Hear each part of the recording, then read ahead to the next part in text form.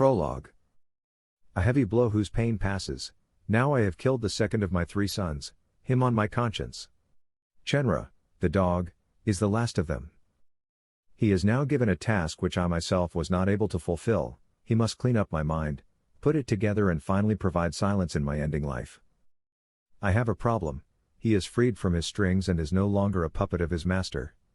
When I let him make his own decisions, stopped directing him, I already knew it. This male was aware of his sovereignty, strength and dedication to his world. It was going to be harder to impose my will on him, and my time would become increasingly short. I must watch him more intensely, follow his every step. If I lose sight of him for just a brief moment, everything I once wrote this book to do will be in jeopardy. Also, I now feel an irrepressible rage in him, combativeness, vindictiveness, deep anger. I gladly admit that I can understand him. Although he knows that all the previous events were important events on the way to peace, he still wants to repay me for my deeds as the architect of his world. I took Joliad and Amarok from him, and with my presumption and arrogance made him a being who had eaten the fruit from the tree of knowledge and now has to live with the grave consequences. But I am one thing above all, curious.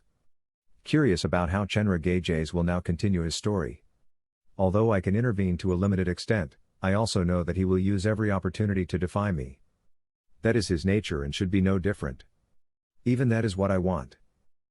Between you and me, you, dear reader, who still stands by my side, are safe. Even a Kesar can't hurt you. As for me, however, I'm not so sure. Rest assured that although I won't mince words, I'll try to teach you self-understanding as gently as possible.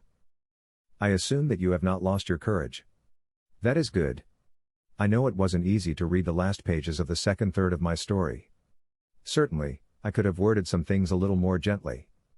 But I have decided not to start putting on rose-colored glasses in the first place. The human mind does not know only love, understanding and kindness. There is so much more, so much darkness. It, too, is a part of our being. For this very reason, I have taken it upon myself for this part of my story to describe the deeds of my loved ones and the actions in my world exactly as they happened, from my point of view. Be warned, because it also follows again now, honesty. Now let's see what this Alsatian will do. Let's follow him undetected. Believe me, I am as clueless as you are.